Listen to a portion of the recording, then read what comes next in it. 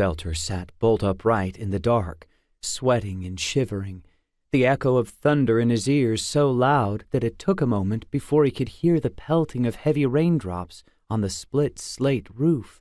Even so, he first wondered where he was, before realizing he was in his bed in Athol and Meldrin's house.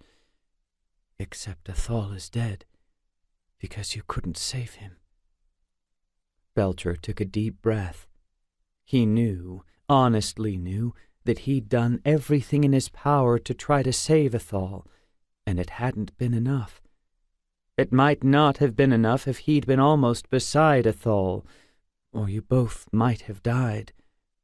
But he'd been where he'd been, and Athol had been where he had been, and from 50 yards away Beltur had only been able to contain the chaos of the Golossian mage, but he hadn't had enough power from that distance to also protect Athol when the order of Athol's shields had meshed with the chaos of the Golossians' shields. He could still see that awful moment when that mixed order and chaos had destroyed both Athol and the white mage, and nothing was going to change what had already happened. With that realization, one that he had experienced more mornings than not over the 2 8-days that had passed since the defeat of the Golossian invaders, he slowly rolled into a sitting position with his legs over the side of the bed.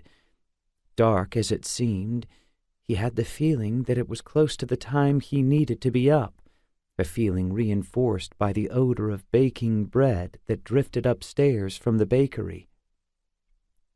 Beltur washed and shaved quickly, pulled on his clothes, except for his tunic, yanked on his boots, and hurried downstairs to the kitchen, where Meldrin had started the fire in the kitchen hearth. As quickly as he could, while being as careful as he could be, he fried some mutton strips, sliced the small melon into strips, and scrambled eggs and cheese. Then he walked down the side hall that led to the bakery, stopped at the door, and said, "Breakfast is ready."